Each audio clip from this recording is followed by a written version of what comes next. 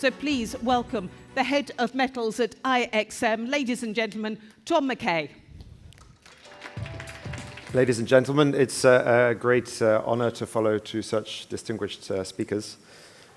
My name is Tom Mackay. I've worked at IXM for almost 21 years, and I run our refined base metals and our battery metals businesses. I'm based in our office in Geneva in Switzerland. I also have the privilege of being the current chairman of the Cobalt Institute Executive Committee, and it's a great honor to be here today representing CMOC IXM, gold sponsors of this 2025 Cobalt Congress. I would like to extend my thanks to Dinah and the CI staff for their hard work in organizing this Congress, and of course, in the running of the Cobalt Institute. Their efforts in bringing together industry leaders and balancing the interests of the various members is commendable.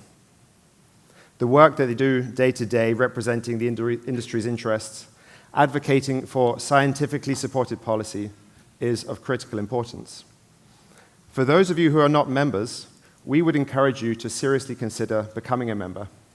And not only that, but an engaged member helping to shape and brighten the future for all Cobalt stakeholders. Proactive and engaged membership is key. Whilst many of you may know who CMOC IXM are, let me make a quick introduction. CMOC is a modern international mining and trading company focused on future-facing metals. The group has a market cap of over $20 billion US, is listed in both Shanghai and Hong Kong, and has two large long-term shareholders who own just under 25% each, Cathay Fortune and CATL. We directly employ 32,000 people globally, including contractors, of which 22,000 work at our majority-owned mining and processing operations in the DRC. In 2023, CMOC generated more than 20 billion renminbi EBITDA, and in 2024, we generated 35.3 billion renminbi EBITDA. We produce cobalt at three operations, two of which you may likely know of. That's to say TFM and KFM, where we own the majority equity, 80% and 71.25% respectively. And also at PT Huayue, where we own a 30% minority interest.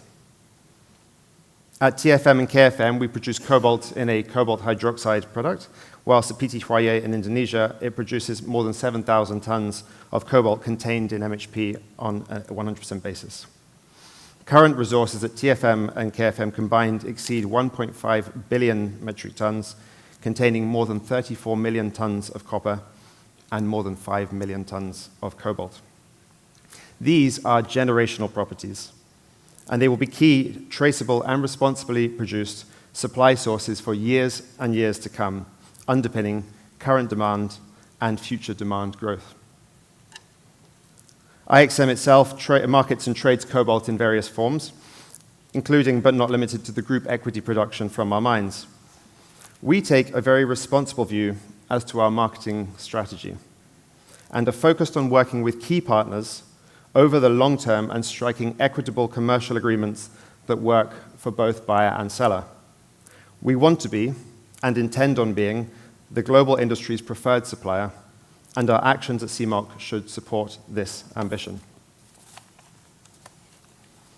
One of the main points I want to emphasize is the shared interest among all participants at this Congress in developing a strong global cobalt industry and securing cobalt's place in the industrial value chain.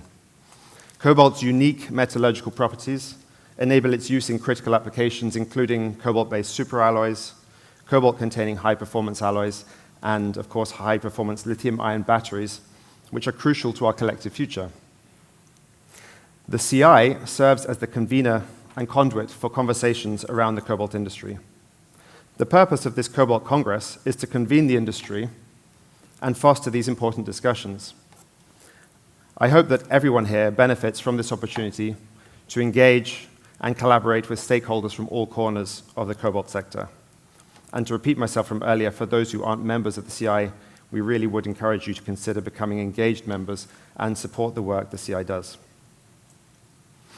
We, along with the rest of the industry, are patiently awaiting news on what the Congolese authorities will announce in the coming weeks, articulating their strategy post the current 4-month export ban. we believe industry should support any policy that is thoughtfully conceived and with the input from industry, and that promotes the longer-term healthy development of the cobalt industry. We are currently navigating an uncertain environment with regard to international trade policy and tariffs. The upending of the post-war international trade system makes it challenging for businesses to plan without knowing what the future will look like. The protracted and unpredictable nature of measures means we're all playing a game where the rules keep changing. Whilst this may create opportunities for some, it also causes significant pain for others. Besides the aforementioned Congolese export ban, we're also awaiting clarity on the ongoing US Section 232 investigation into critical mineral imports, which includes cobalt. We fully respect the right of governments to take measures that they believe are in the best interests of their respective countries. However, we encourage consultation with the industry wherever possible and support the role of the CI to speak on behalf of the cobalt industry in a balanced and representative fashion where appropriate. Some of the key concerns of the cobalt industry, particularly in the West, include geopolitics, security of supply, availability, traceability, HSE and ESG, mining, processing, and the demand. To be very clear, we at CMOC IXM are very happy to engage with any and all stakeholders worldwide to discuss how governments and industry can and should work together, and what role we can play in that. But these issues need to be broken down and discussed step by step. There is a tendency for the issues to be conflated, which makes it very hard to come to any clear and actionable conclusions. The CI's role in educating and informing the political sphere on the realities of cobalt production, especially in the DRC, is also key. There is too much misinformation, much of it politically motivated, and some of it, unfortunately, repeated by industry players who believe it will support their market position. Let it be clear that this sort of misinformation is damaging to the entire cobalt industry. There are issues that need addressing. No one is denying that. But the entire industry should not be tarred by the brush of what is, in fact, just 2% of global cobalt supply. In the meantime, the DRC government is commendably taking meaningful action to enable a responsible cobalt and copper ASM sector aligned with international best practice standards in terms of transparency and responsible mining and sourcing. These actions are being led by the EGC with support from organizations such as the Fair Cobalt Alliance and Better Mining. Various actors in the industry are promoting the concept of an ESG premium. We agree that ESG value should be recognized. CMOC lives strong ESG standards. Some people, in certain circles, talk about the demise of ESG in the current political environment, but we disagree. ESG is good business sense. It is not a nice to have. It is who we are. It is the responsible behavior that we believe our Congolese partners and our customers want to see.